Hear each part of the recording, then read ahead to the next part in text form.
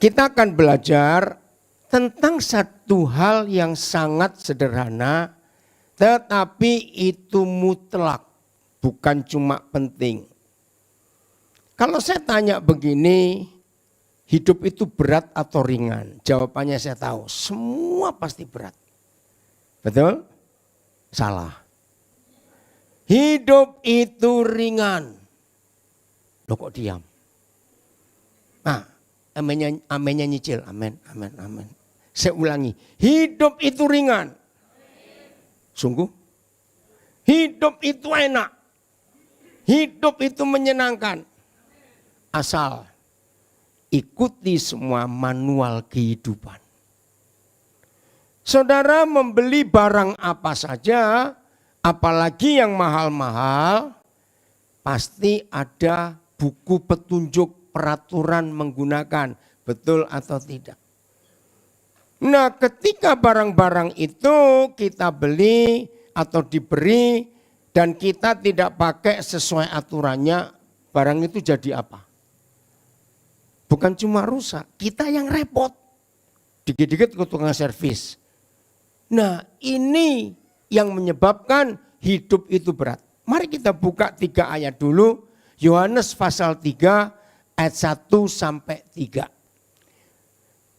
Makin hari saya belajar dari Alkitab, makin kagum saudara dengan firman Tuhan ini yang ditulis ribuan tahun yang lalu tapi masih relevan sampai hari ini. Adalah seorang Farisi yang bernama Nikodemus, seorang pemimpin agama Yahudi. Jadi ini high ranking, posisinya tinggi. Ia datang pada waktu malam, perhatikan waktunya. Kenapa malam? Karena kalau dia ketahuan teman-teman sejawatnya yang high ranking, yang posisi tinggi ketemu Yesus itu jadi masalah. Sebab zaman itu kehadiran Tuhan Yesus itu enggak disukai oleh yang high ranking ini, yang posisi tinggi di agama Yahudi. Maka itu malam-malam. Dan berkata, Rabi. Nah zaman itu Yesus enggak pernah disebut Rabi. Sebab bagi orang Yahudi, apalagi yang fanatik, Yahudi Ortodoks, Yesus itu pengacau. Tapi yang satu ini memanggil Rabi. Berarti Nikodemus tahu siapa Tuhan Yesus. Yang teman-temannya enggak tahu. Rabi, kami tahu bahwa engkau datang sebagai guru yang diutus Tuhan. Sebab tidak ada seorang pun yang dapat mengadakan tanda-tanda yang engkau adakan itu jika Tuhan tidak menyertainya. Nah, ini luar biasa. Yang lain enggak mau ngakui, tapi tokoh ini salah satu pimpinan agama Yahudi itu mengakui. Terus Yesus menjawab katanya, aku berkata kepadamu, sesungguhnya jika seorang tidak dilahirkan kembali, ia tidak dapat melihat kerajaan Tuhan. Saudara, kata dilahirkan kembali, bahasa Inggrisnya born again, itu hanya ada di kitab suci kita. Lahir kembali, maaf, di banyak agama khususnya Sang Buddha Gautama mengajar kata reinkarnasi. Sebetulnya kata reinkarnasi itu ada hubungannya dengan born again, lahir kembali. Tapi bedanya di mereka tidak ada yang menolong dan membantu supaya kalau orang lahir kembali atau reinkarnasi itu jadi baik. Enggak ada penolongnya.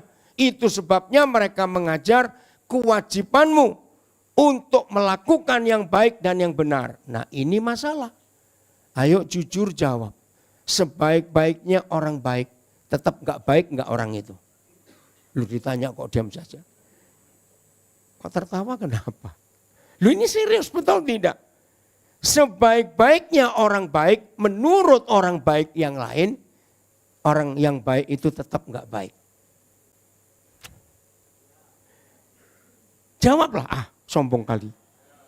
Telat. Saya ulangi lagi, ini serius. Sebaik-baiknya orang baik, menurut kata orang baik, orang itu tetap tidak baik. Betul ya? Artinya jangan sombong, enggak baik aja sombong. Serius. Kalau kita lihat kitab Yeremia berkata, kebenaran kebaikan kita itu lebih jorok dari kain jorok. Itu kitab Yeremia. Lalu surat Roma, jemaat kepada Roma, Paulus berkata di Roma 7, di dalam hidup manusia ini enggak ada yang baik. Loh, kok enggak amin? Tadi bilang ya. Ulangi lagi. Coba kita baca. Roma 7 ayat 18. Enggak ada yang baik dari kita. Nah, supaya enggak ada orang sombong. Saya ini akan mengakui kesombongan orang kalau dia yakinkan saya dia enggak bisa mati. Saya hormati, sombonglah kamu. Ada orang enggak bisa mati? Loh, saya tanya kok. Ada orang enggak bisa mati? Enggak bisa, pasti mati. Nah, bisa mati aja sombong. Baca sama-sama. Roma 7 18. 1, 2, 3. Sebab aku tahu bahwa di dalam aku, yaitu di dalam aku sebagai manusia, tidak ada sesuatu yang baik. Sebab melakukan yang baik, kehendak yang baik memang ada di dalam aku. Ternyata bukan hal yang berbuat apa yang baik. Artinya, artinya enggak ada yang baik. Maaf ya, saya pakai istilah-istilah yang jorok, tapi kita harus tahu. Kalau saudara ketemu orang kentut dan bau wangi, dia hebat. Loh, kok enggak amin? Loh, betul. Walaupun enggak makan makanan yang kotor, yang namanya kentut, maaf. Dia ngapain sombong? Yang berikut, supaya enggak sombong, ini penting. Dari seluruh lubang, maaf ya, ini kata jorok lagi, tapi ini harus kita akui. Dari seluruh lubang di hidup kita, lubang pori-pori. Bayangkan kalau saya Tuhan, maka saya buat begini. Tiap kali ada orang garuk-garuk kepalanya, pasti keluar duit. Wih, itu luar biasa. Yang keluar apa? Daki. Betul? Di seluruh lubang hidup kita keluar daki. Orang Jawa punya falsafah begini. Membuktikan manusia itu dari tanah. Begini kata orang Jawa. Mandilah sampai bersih dengan sabun. Waktu itu belum ada sabun cair. Masih sabun batang. Sabun 1 batang kamu habiskan untuk mandi. 1 jam kemudian tubuh sudah keringatan. Maaf, ini orang Jawa. Kalau digosok lagi, dia apa namanya? Dikesek ya, digosok, keluar daging enggak? Nah, itu buktinya kita dari tanah. Coba dari tepung, kan lumayan. Loh, ngerti enggak contoh ini? Artinya apa? Tanah saja kok sombong. Satu kali ada orang buat gambar lucu sekali. Genteng dibuat dari tanah, manusia dibuat dari tanah. Ternyata manusia sesaudara dengan genteng. Loh, betul tidak ilustrasi itu? Apa yang kita mau sombongkan? Semua lubang di seluruh hidup kita keluarnya kotoran. Maaf, dari mata keluar apa? Pelek. Dari telinga keluar apa? Tai kuping. Dari hidung keluar apa? Ingus, upil. Dari mulut keluar apa? Loh, itu betul itu. Loh, betul enggak? Belum lubang-lubang yang lain, coba lihat. Loh, kok diam saja? Loh, ngerti? Kalau kita ini barang kotor dan bau. Maka itu satu kali ada orang buat ilustrasi. Satu hari ada induk ayam lagi main dengan anak-anaknya. Lalu salah satu anak ayam itu ngomong, "Mah, enak jadi orang ya. Bisa naik pesawat, bisa naik mobil, bisa naik busway." Loh, enggak enak. Lebih enak jadi kita. Bagaimana mama itu? Orang sekaya apa, sesukses apa, sehebat apa jabatannya, kalau mati sebutannya sama, mayat. Lah terus kalau kita, beda. Kalau kita mati jadi ayam geprek, ayam kalasan, ayam apalagi ayam Kentucky. Oh, betul juga ya. Loh, kok enggak amen lagi. Jadi lebih berharga ayam atau orang? Oh, sama ngomong orang tadi. Ayam, orang mati jadi mayat, ayam mati jadi namanya banyak kok. Nah itu ada yang tersinggung jadi orang. Lu ngerti nggak ilustrasi ini? Nggak ada yang bersih. Bahkan saya menemukan kucing. Kucing berbulu tidak? Berbulu. Keringatan tidak? Nah itu saya nggak tahu. Maaf, yang punya kucing tahu. Berbulu, tidak mandi, tidak pakai parfum, nggak bau. Kita ini nggak berbulu, mandi pakai parfum. Teruskan tetap bau. Kok nggak aman lagi? Lu ya atau tidak? Nah sudah barang bau, kotor, bisa mati. Mau sombong apa? Maka itu firman ini luar biasa. Itu sebabnya Yakobus menulis satu-satunya yang ditentang, bukan cuma dimusuhi loh, ditentang oleh Tuhan itu orang congkak. Jangan sombong. Percayalah. Orang kaya bisa mati enggak? Ya sudah. Percuma kaya juga bisa mati. Kalau kaya enggak bisa mati, saya pengen kaya. Enggak percaya. Jadi hidup seperti ini nikmati saja. Amin. Berarti nyawa enggak bisa dibeli kiloan di Indomaret. Betul? Ayo kita berharap dia. Nah, lahir baru. Kalau di banyak agama reinkarnasi. Karena ada Tuhan Yesus yang ingin mengembalikan kita ke masa awal kita dilahirkan, itu namanya lahir kembali. Mari masing-masing kita kembali sejak kita dibentuk dalam kandungan mama sampai kita lahir. Nah, sampai kita lahir saja kita renungkan. Saudara, yang membuat hidup itu berat, yang membuat hidup itu nggak bisa kita nikmati, yang membuat hidup itu masalah nggak habis-habis, karena kita lupa awalnya. Nah, kata lahir kembali itu kalau saya pakai bahasa komputer, hebat sekali. Kira-kira berapa ya? 20 tahun lebih yang lalu. Dalam sebuah diskusi dengan beberapa mahasiswa, dengan beberapa sarjana yang ngerti komputer, saya itu tidak menyadari kalau apa yang saya temukan itu membuat mereka itu betul-betul berubah. Nah, otak-atik ini yang ngerti komputer, ya, yang saudara pakai komputer, lihat. Di dalam semua masalah yang saudara hadapi dengan komputer saudara. Nah, sampai hari ini belum saya temukan siapa orang pertama yang memakai simbol rumah. Loh, pengguna komputer tahu enggak? Home. Itu Alkitab. Nah, saya ngomong pada mereka. Sudahlah, sehebat apa program yang kamu punya. Sehebat apa laptop komputer yang kamu punya. Seberapa besar memori yang ada di komputermu. Pokoknya kalau ada masalah, kembali tekan. Loh, home.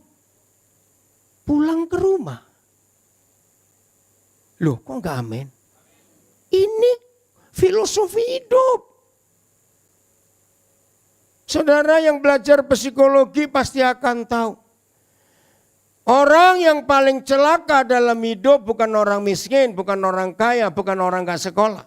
Orang yang paling celaka dalam hidup kalau selama hidup dia gak pernah bisa berkata, aku mau pulang.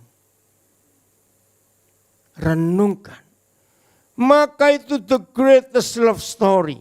Bukan Romeo and Juliet, tapi Lukas 15. Buat saya Romeo and Juliet bukan love story, sad story, kisah yang menyedihkan. Karena akhirnya mati bunuh diri. Apanya yang love story? Tapi the true love story. Kisah kasih yang sesungguhnya adalah Bapa kepada manusia. Itu. Maka itu Lukas 15 Dari 3 perumpamaan yang Tuhan Yesus ajarkan. Perumpamaan yang ketiga, "Pa, aku mau pulang." Jadi kalau di internet, di komputer, sehebat apa komputer saudara, sehebat apa, secanggih apa program saudara, segede apa memori yang saudara miliki. Pokoknya kalau ada masalah, ayo yang pakai komputer loh. Back home. Home itu Alkitabiah. Itu lahir baru. Ayo kembali ke asal kamu dilahirkan. Bukan ke rumah sakitnya, bukan. Saya lahir tahun 56, rumah sakitnya sudah dibongkar. Enggak ada lagi sekarang. Artinya, apa keadaan kita waktu kita dilahirkan? Nomor 1, bersih, polos. Betul? Enggak ada hal-hal jahat di pikiran kita, di hati kita. Lu betul atau tidak? Lu saya tanya ya atau tidak? Enggak mungkin begitu orang lahir langsung hitung duit. Wih, menakutkan itu. Betul? Kosong. Enggak ada apa-apanya. Bukan cuma kosong, enggak ada apa-apanya. Telanjang. Sekaya-kayanya orang kaya, saya punya teman, pabrik tekstil gede sekali di Ungaran, Jawa Tengah. Wah, enggak tahu berapa ribu karyawannya. Sekaya-kayanya dia punya pabrik tekstil, anaknya 5. Enggak mungkin masing-masing anak begitu lahir langsung pakai celana. Ada enggak? Kalau ada pasti bidan dan dokternya stroke. Pakainya kapan ini anak? Ngerti? Lo tahu enggak 2 hal ini? Kalau saudara dan saya kembali ke home, ke rumah. Rumah kita adalah hari pertama kita dilahirkan. Kita ini makhluk suci, makhluk bersih, ya dalam hal-hal tertentu. Masih kosong, polos, enggak ada apa-apanya, bahkan telanjang. Lo ngerti enggak? Jadi orang yang semua lahirnya telanjang, berarti orang ini miskin enggak? Lu jawab miskin enggak? Miskin. Nah kalau pakai bahasa Jawa bagus, miskin-kin. Jadi sangat miskin. Maka itu kalau kita bisa punya apa-apa sekarang, ingat asalnya. Betul? Kembali ke situ. Satu hal yang merusak hidup kita, ketika sebagai bayi, sebagai manusia, tiba-tiba timbul keinginan. Catat ini. Saudara, di antara semua hal di hidup kita, sumber masalah, sumber dosa, keinginan. Aku mau. Saudara sadar enggak? Kalau bentuk kemauan manusia, maaf ya, jangan tersinggung. Itu Tuhan ubah seperti bentuk kemauan hewan. Renungkan. Binatang punya kemauan enggak? Punya. Pengen makan, pengen ini, pengen itu. Manusia juga punya keinginan. Aku mau ini, mau itu. Tapi seandainya Tuhan merubah keinginan manusia jadi seperti keinginan binatang, dunia bakal ada masalah enggak? Ayo coba jawab. Dunia bakal ada masalah enggak? Tidak. Binatang itu keinginannya cuma 1 dalam 3. Makan, kawin, dan dimakan siapa? Kok enggak amin lagi? Betul toh? Kadang-kadang kita juga makan mereka. Itu masalahnya.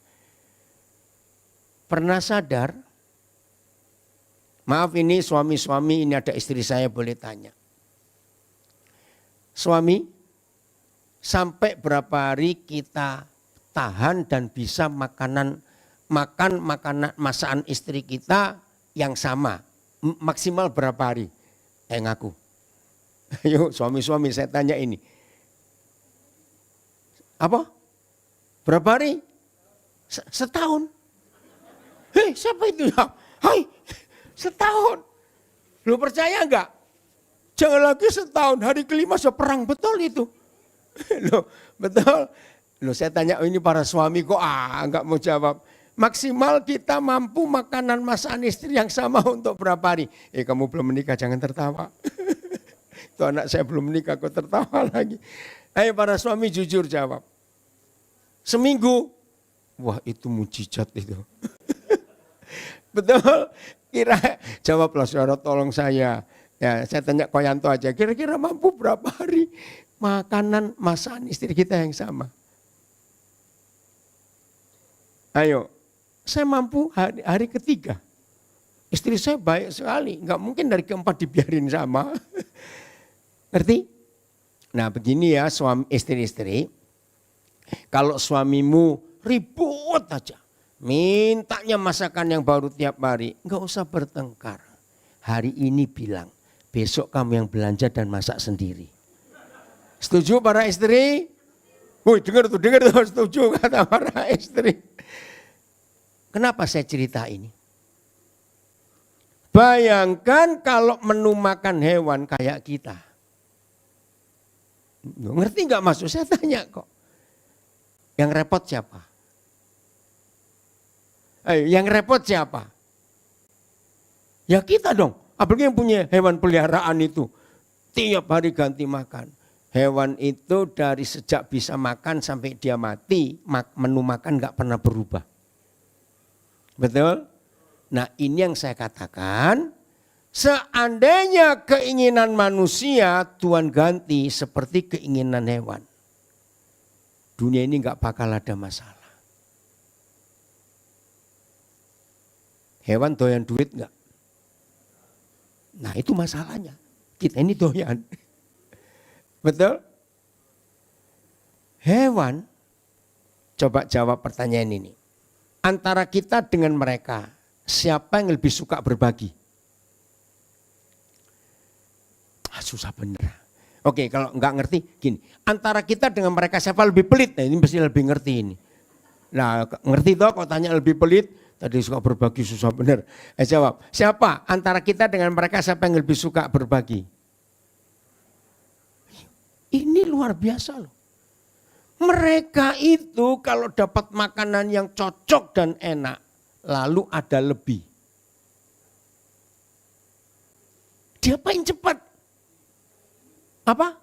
Iya dibagi kita, dibungkus. Loh betul atau tidak? Enggak ngaku ini. Berapa banyak yang ke pesta bawa Tupperware, hati-hati kamu. Bertobat itu. Loh maaf ya jangan tersinggung. Maka itu kalau Tuhan merubah keinginan kita kayak keinginan mereka, dunia aman gak? Aman. Berapa hari yang lalu salah seorang anak saya kirim tentang serigala, saya juga baru tahu. Ternyata bukan cuma merpati dan jenis burung tertentu dan beberapa jenis ikan tertentu. Ternyata serigala itu tidak pernah poligami. Kaget saya. Padahal dia binatang sadis. Jadi kalau pasangannya meninggal, dia nggak akan cari yang lain. Dia akan tunggu dia meninggal juga. Waktu saya dapat itu hebat juga hewan satu ini. Coba kita manusia, pasangan masih hidup cari lagi, kurang ajar. Loh ya atau tidak, ngakulah. Itu manusia. Maka itu saudara, ayo back to home. Tekan tombol rumah, kembali. Lalu ada dua kata lagi dalam bahasa komputer. Lihat, kalau saudara punya HP lagi terganggu atau hang, pasti orang ngomong restart atau reset. Ini dua kata yang ada di Yohanes 3, lahir kembali. Saudara kalau gangguan komputermu, gangguan HPmu, jangan maki-maki, jangan marah-marah. Pabrik apa yang buat ini? Buat sendiri aja nggak bisa marahin pabriknya. Reset atau restart. Matikan dulu. Tunggu sebentar lagi. Hebat Bapak kita. Jadi ada banyak prinsip komputer yang berasal dari Alkitab. Meriset itu artinya mengulang kembali ke awal. Sebelum ada istilah komputer, dulu ada istilah reformat. Kembalikan ke format, ke bentuk yang semula. Tapi begitu komputer datang, maka kata reset dan restart itu mutlak. Nah, jadi begini. Yang sedang, maaf ya saya pakai kata ini jangan tersinggung. Percaya enggak yang sering hang bukan cuma handphone kita, otak kita sering hang. Maaf jangan tersinggung. Lu ya atau tidak? Ya sudah, sering hang saja kok sombong. Nah, kalau lagi hang, reset, restart. Artinya apa? Tenang sejenak, diam di hadapan Tuhan. Biar dia meriset ulang. Sayang anak saya mau ceritakan, dia datang nanti kebaktian kedua. Suatu hari anak saya ini dia seorang musik designer, ya sound designer. Nah waktu itu sudah cukup lama, lebih dari 10 tahun yang lalu, 15 tahun yang lalu. MacBook baru keluar, produksi Apple. Nah sebagai seorang musik designer, MacBook itu penting karena banyak aplikasi yang sangat menolong sehingga dia nggak ribet. Tapi anak ini hebat, dia tidak mau kredit, nggak mau utang. Dia berjuang untuk bisa, gajinya dia simpan, makan dia hemat. Kalau jarak dekat dia nggak mau naik angkot, jalan kaki. 3 tahun dia bisa beli. Waktu dia cerita, dia tunjukkan saya, Pap, aku sudah dapat MacBook. Waduh, bahagia senangnya luar biasa. Saya juga ikut gembira karena perjuangannya. Hari ke-10 rusak, hang MacBook ini. Nangis dia. Dia telepon saya. Dalam arti telepon saya juga nggak ngerti. Akhirnya saya cuma bilang, pasti di Jakarta ada authorized service-nya. Tahu nggak saudara? Semua produk mahal di masing-masing negara, masing-masing kota besar, pasti ada. Tahu apa bahasa Indonesianya? Tempat apa? Ya, service yang ditunjuk, service centernya. Ya kamu cari saja. Oh iya, ternyata adanya di Menteng, saya nggak tahu sebelah mana. Ya udah, saya tunggu kabarnya bagaimana. Nah, dia cerita begini, ini yang saya nggak akan lupa. Maka itu saya percaya lahir kembali itu mutlak untuk kita alami. Dan lahir kembali nggak cuma sekali. Ayo kita berulang-ulang. Itu karena restart atau reset tadi itu. Nah sampai di sana wajar toh dia nerangkan kepada petugasnya. Tapi petugasnya ini agak rese juga. Anak saya ini agak dibentak. Pak jangan banyak ngomong kepada saya. Karena ngomong terus ini gini urusannya. Ya bisa bayangkan ya barang mahal dia dapatnya susah. Bagaimana nanti ini maksudnya baik untuk menjelaskan. Nah setelah diberitahu jangan banyak ngomong. Akhirnya dia bilang, Bapak tahu nggak? Saya juga nggak ngerti barang ini. Loh, kaget nggak anak ini saudara? Lah kok nggak ngerti gimana? Tunggu. Semua authorized dealernya Apple sedunia. Waktu itu saya nggak tahu sekarang pasti sudah berubah. Disediakan kabel. Dan kalau kabel ini dicolokkan ke yang bermasalah, itu langsung data dari pusat akan memberitahu. Jadi Bapak diam saja, saya juga nggak tahu. Akhirnya dia masuk, ya bawa kabel itu. Bentuknya gimana saya nggak tahu karena saya nggak ada di tempat. Tapi ini yang luar biasa. Nggak sampai sekian detik. Begitu kabel itu dicolokkan ke MacBook anak saya. Ini di komputernya keluar data. Ternyata produk satu ini produk gagal. Cuma ada kesalahan produksi waktu keluar, nggak tahu di negara mana. Nah tapi datanya ada. Jadi data di pusat, kalau sampai ketemu produk yang nomor ini, nggak usah diservis. Pasti diganti. hanya karena satu kabel itu. Saudara, selesai dari situ anak saya telepon, dia nangis lagi, saya bingung rusak lagi nih kalau begitu. Enggak Pak, terus kenapa? Aku dapat yang keluaran terbaru. Loh, terus kamu bayar berapa? Kan saya tanya, enggak bayar, kok bisa? Nah ketika dia cerita kabel itu, saya yang nangis. Percaya enggak? Papa di surga punya kabel untuk kita masing-masing. Cuma coloknya di mana saya enggak tahu, jangan tanya saya. Tanya Tuhan, entah di kuping, di hidung, di mulut, maaf ya saya enggak tahu. Saudara saya nangis, terus dia tanya, lo kenapa Papa nangis? Ini Alkitab betul. Kemarin, hari apa kita berangkat dari Nabire? Jumat. Jumat pagi kami mau ke Bandara Nabire untuk ke Jakarta. Terus kami mampir untuk ambil sesuatu. Nah ternyata yang jaga ini bilang saya harus ke Jawa ini. Loh kenapa? Enggak tahu ini akhir-akhir ini saya tuh bisa alergi makan apa saja. Terus gimana makanmu? Justru repot. Nah kebetulan dia badannya gemuk. Saya bilang puji Tuhan kurus kamu nanti. Nah sampai di bandara saya telepon. Sebelum kamu ke dokter. Alergi itu bukan virus. Ya, bahkan banyak penyakit dalam hidup kita bukan karena virus. Percaya enggak? Karena pikiran, karena mental. Saya bilang, kamu ke Jawa ongkos sudah mahal.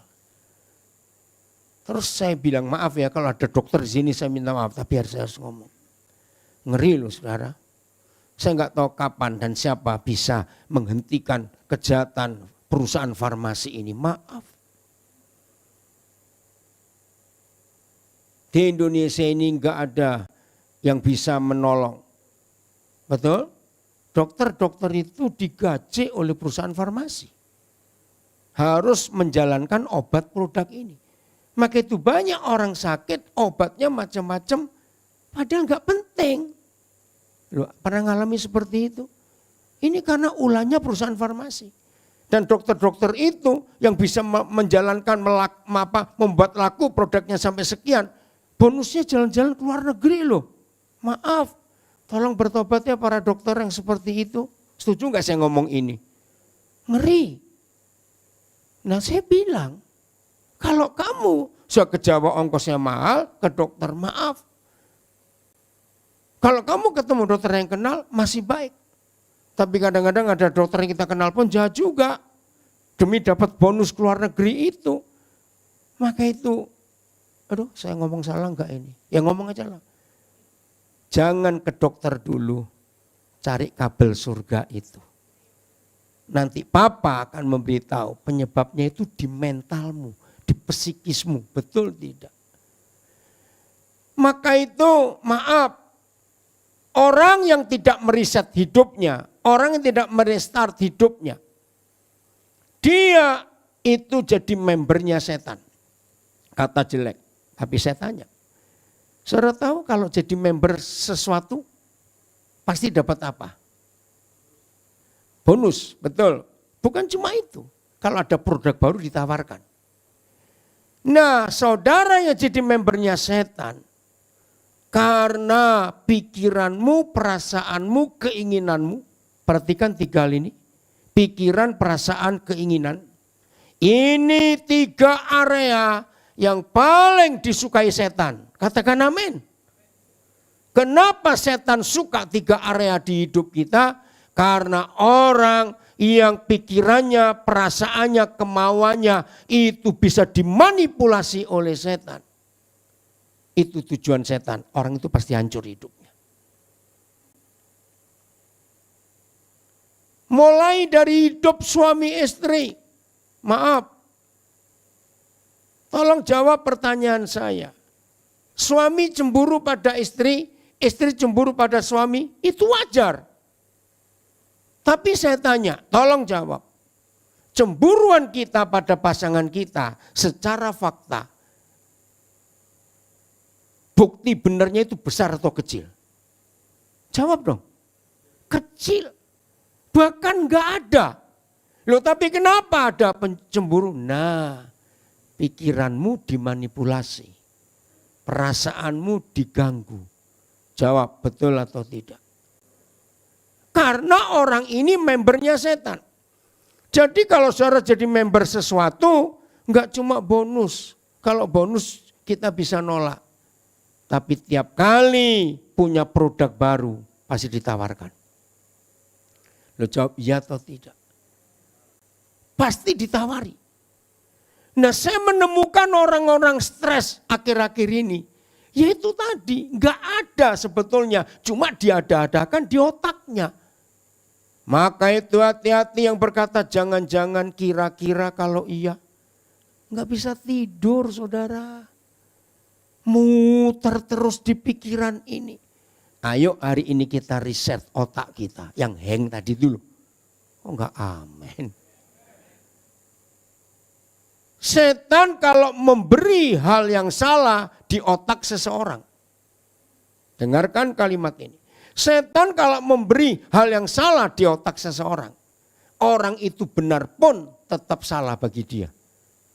Betul atau salah? Nah itu beban hidup jadi berat. Ya sebetulnya nggak ada apa-apa. Waktu COVID, rumor terjadi. Benar atau tidak saya juga belum tahu pasti. Vaksin. Bill Gates jadi korban satu-satunya. Karena Bill Gates diketahui katanya akan mengurangi penduduk dunia ini supaya nggak berat. Betul ya?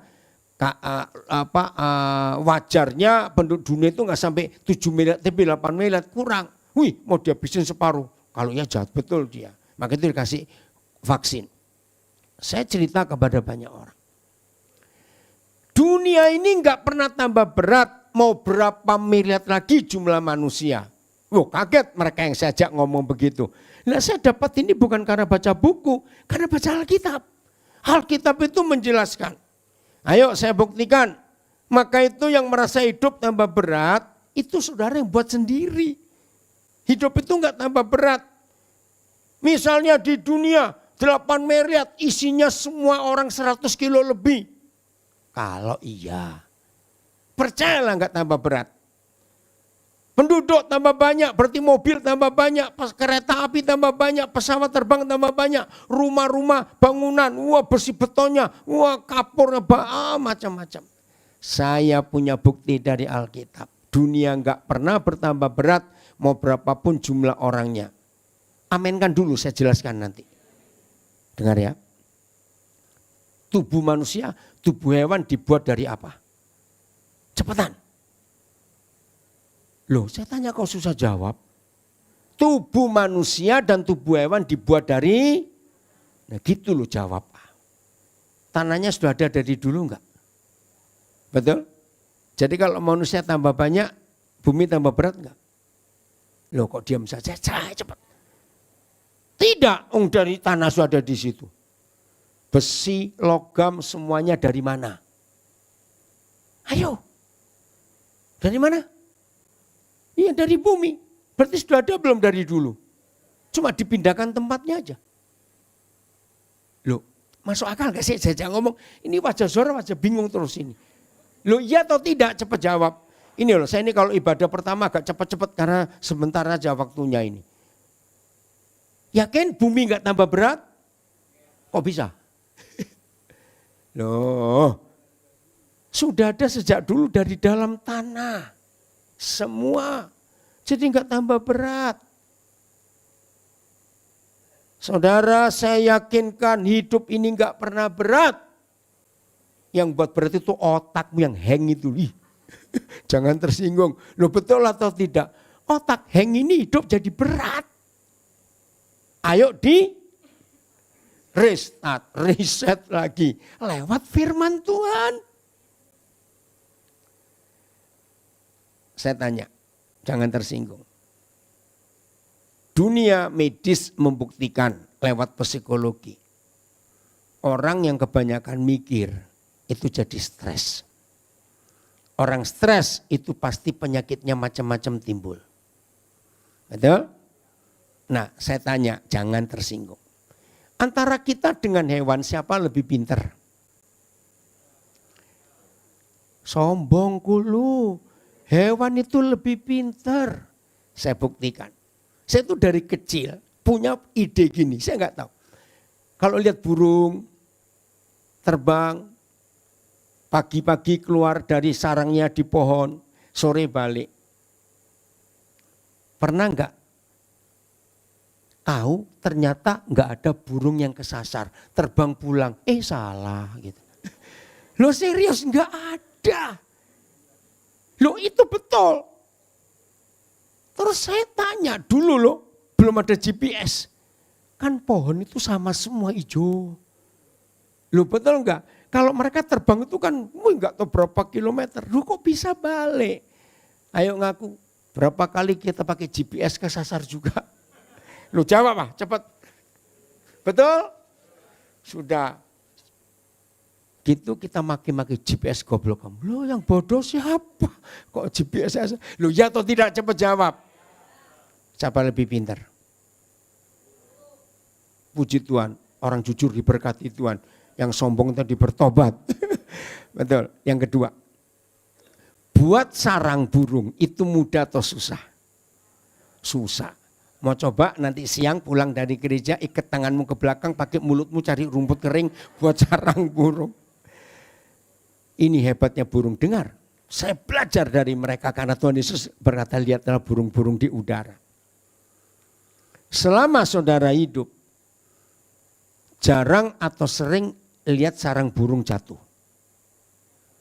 Hampir enggak pernah. Itu pertanyaan saya. Pakai fondasi? Diikat? Cuma numpang di dahan. Hebat. Yang berikut lebih gila lagi. Tidak ada burung betina jantan pakai sarang yang kedua untuk bertelur yang selanjutnya. Loh, pernah tahu enggak? Ini hukum alam loh. Begitu susah mereka buat sarang, tapi begitu betinanya telur lagi, dia enggak pakai sarang yang sama, dia buat baru. Dengar pertanyaan saya.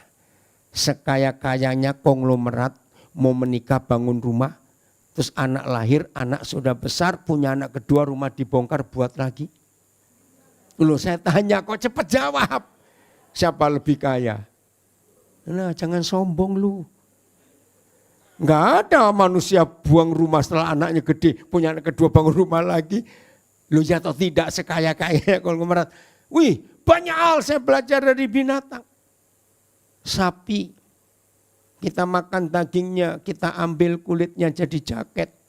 Enggak pernah ketemu sapi bersin-bersin masuk angin. Kita sudah pakai jaket kulit sapi masih masuk angin juga. Siapa lebih kuat? Loh saya tanya, lu cepat jawab ah. Nah, maka itu saudara, belajar Alkitab lewat hidup binatang, kita jadi punya hikmat yang luar biasa. Amin. Hewan itu, apalagi akhir-akhir ini di sosmed banyak ya, apa itu film-film pendek tentang binatang. Walaupun gak semuanya asli ada AI, tapi kita lihat fakta mereka. Pernah lihat ada film ikan sikat gigi? Ada. Dan alam ini luar biasa. Jadi ikan-ikan yang sejenis hiu, yang punya gigi banyak, itu kadang-kadang buka mulutnya, lalu ikan kecil-kecil datang. Bukan untuk dimakan, dia ngambil parasit di mulut ikan itu. Saya lihat itu pintar juga ya. Burung-burung tertentu makan ikutu hewan, jenis gajah, jenis kerbau, jenis lalu ya atau tidak. Nah, sudahlah, kita itu kalah pintar dengan mereka. Enggak amin lagi. Satu lagi yang mutlak. Dalam logika kita, seharusnya yang perlu pemimpin, logika ya, saya tanya pakai logika. Yang perlu pemimpin manusia atau hewan? Logika. Hewan. Karena mereka enggak sekolah kayak kita. Tapi fakta, sampai hari ini enggak ada pilkada di dunia mereka. Loh kok diberitahu kok Loh, itu saya tuh mikir, saya bersyukur. Tuhan beri saya pikiran seperti itu. Ada pilkada di dunia mereka. Pertanyaan penting, siapa lebih tertib, mereka atau kita? Bertobat kita ini. Loh betul enggak? Mereka enggak punya pemimpin kok lebih tertib, lebih teratur. Kita ini milih pemimpin ribut terus. Ini kan sampai hari ini loh. Masalah Prabowo itu saya kalau ketemu orang ribut di WhatsApp, saya bilang sudahlah kalau kamu nggak suka keluar negeri dulu, tunggu 2009 kamu balik. Nggak suka kok tetap di sini, pret, saya bilang begitu. Loh setuju saya ngomong ini, ngapain ngeributi? Nah itu manusia, milih-milih sendiri, ribut-ribut sendiri. Binatang nggak pernah ribut, nggak milih apa-apa. Ayo ngaku, jadi siapa lebih aturan? Kita ini kurang ajar betul. Oh udah banyak hal, cukup sampai di sini dulu. Jam berapa ini? Oke, ntar lagi selesai. Saudara, ini masalah yang kita temukan. Siap meriset diri, siap merestart diri. Itu namanya lahir baru. Sembuh nanti. Nah, dari pikiran. Berarti siapa lebih pintar, manusia atau hewan? Nah, ini masalahnya. Orang banyak mikir pasti stres. Maaf, jangan tersinggung. Seharusnya yang banyak mikir itu yang pandai atau yang Lo coba jawab. Yang banyak mikir seharusnya yang pandai atau yang tadi itu. Yang pandai, mikir, ya itu nggak bisa mikir, bodoh kok. Siapa yang bodoh? Loh saya tanya tersinggung ini. Yang bodoh siapa? Kita atau mereka? Nah enggak mau jawab toh. Kita ini bodoh. Maka itu kalau bodoh enggak usah mikir banyak-banyak. Bodoh cukup mikir ah. Setuju? Nah ini rahasianya. Siapa percaya orang pikun, demensia itu jauh lebih sehat dari yang waras? Jawab cepat. Lagi sekali. Orang pikun lupa semua, demensia itu lebih sehat daripada yang waras pikirannya. Loh ya atau tidak saya tanya. Ya itu. Jadi semua sumbernya pada otak ini loh. Cepat di-restart lagi hari ini. Lewat firman Tuhan. Amin. Pasti kita hidup ini ringan. Hidup ini pasti enteng. Setuju? Karena itu kebenaran yang luar biasa. Yang Tuhan sediakan buat kita. Jadi dengan hukum ini percaya hidup itu ringan, enak. Loh enggak jawab lagi. Nah yang sedang jadi member. Ada cara paling mudah, unsubscribe. Lo gak amin lagi, langsung sambil duduk hapus. Lepaskan member setan dari hidup saudara masing-masing. Jangan mau dibodohi lagi.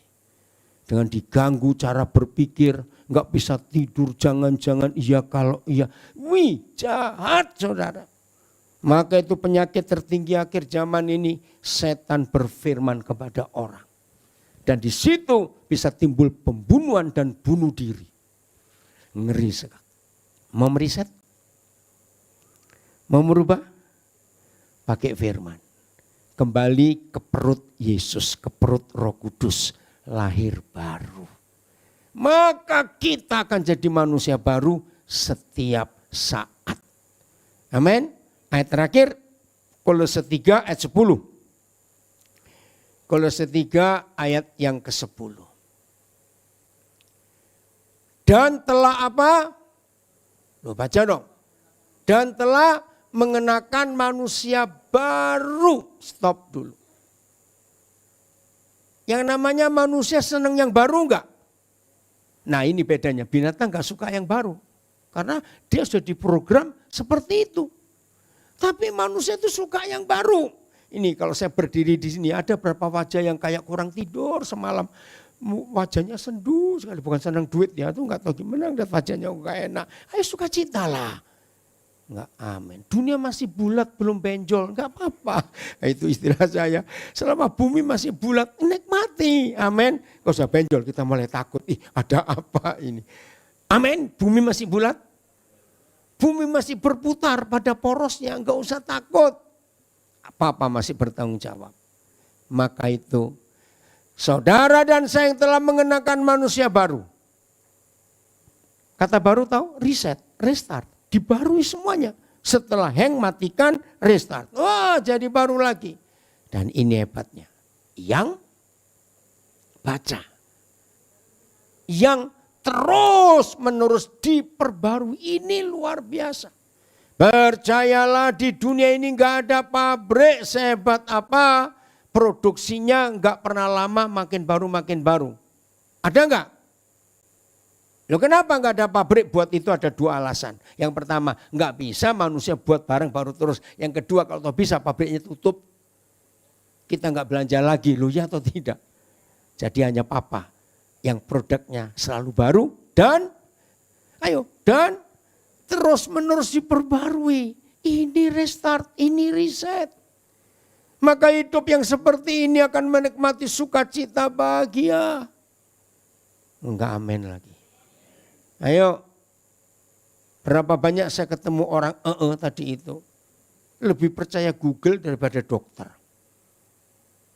Oh, kok di leherku ada ini ya, cari Google. Oh, kanker. Ih, stres enggak? Terus, ada sariawan, cari Google. Oh, kanker. Google dipercaya. Mau berubah? Sungguh? Hidup sungguh-sungguh dengan Tuhan? Mau diperbarui terus? Setiap pagi baru? Pasti sehat. Coba ngomong kiri kanan. Ayo restart hidupmu yuk. Ayo, cepat-cepat. Tepuk tangan buat diri sendiri. Haleluya. Tuhan kita luar biasa ya. Baik, Tuhan memberkati kita semuanya.